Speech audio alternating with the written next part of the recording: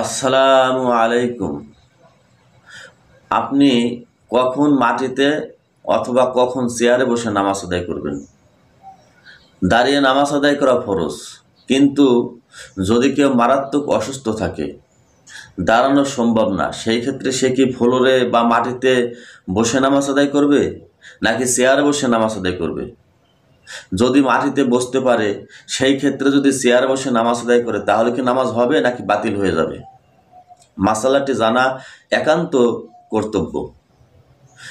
মনে করেন, যদি আপনি মারাত্মক অসুস্থ হন কিন্তু আপনি মাটিতে বসতে পারেন এবং মাটিতে বসে সিজদা দিতে পারেন, তাহলে সেই ক্ষেত্রে যদি আপনি দাঁড়িয়ে চেয়ারে বসে নামাজ আদায় করেন, তাহলে কিন্তু আপনার নামাজ হবে না।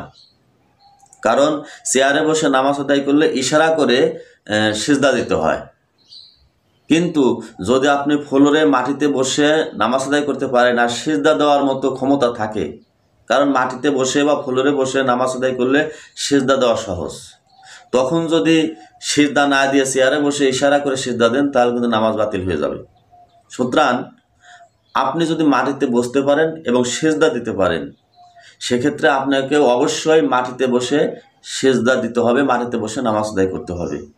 কিন্তু যদি আপনি মাটিতে বসতে না পারেন, এমন অসুস্থ, মাটিতে বসার কোনো ক্যাপাসিটি নাই, অসহনীয় কষ্ট হয়, বা মাটিতে বসে সিজদা দিতে পারবেন না, সেই ক্ষেত্রে শুধুমাত্র চেয়ারে বসে নামাজ আদায় করলে নামাজ হবে। প্লিজ সাবস্ক্রাইব এবং লাইক করুন।